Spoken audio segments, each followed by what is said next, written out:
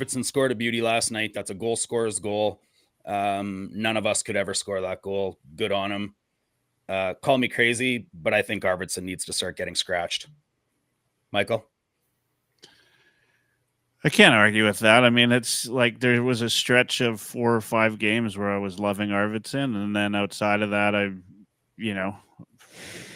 he reminds me of Yamamoto when he wasn't getting points anymore, right? Like there's a guy that he's got the puck and he's doing all sorts of twists and turns and making you dizzy, and looks great, but not a lot of show for it at the end of the game. And that's where we are with Arvidsson. This is like, he scored more than Brown did last year, but it's Brown 2.0 in a little bit, right? Like you just expect more out of a guy, especially for $4 million. Yep. Ryan, call me crazy. The rare occasion where I'm not going to call you crazy here. And I don't know if scratch is necessarily the way I'd go. I wouldn't be opposed to it because this team is deep enough where you can get away with scratching a guy that you're expecting to be in the top 6. But this is similar to what we've been going through with Skinner. It's a little different because Arvy's a little bit better defensively than Skinner always has been.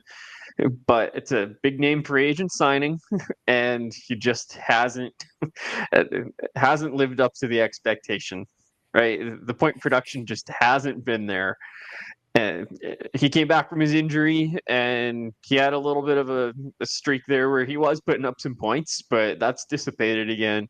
And they gave him all the time he needed to heal. So I think he should be in a better place. I'm not in his body, so I don't know, right? Like, I don't know what he's going through, but something's got to give there for sure. And this guy became available for a reason this summer, right? The Kings were willing to let him walk for a reason. 32-year-old coming off an injury-plagued season where his troublesome back was giving him issues.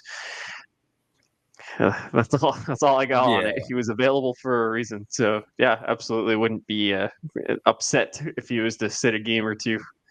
Yeah, I don't know. The Kings also let Kempe go. So, I think Arvidsson probably,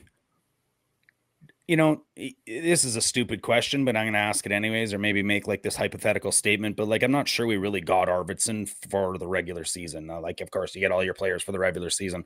Arvidsson plays a very, very different style in the playoffs than he does in the regular season. I think if he played that style that he plays in the playoffs every regular season, he'd be twice as broken as he already is.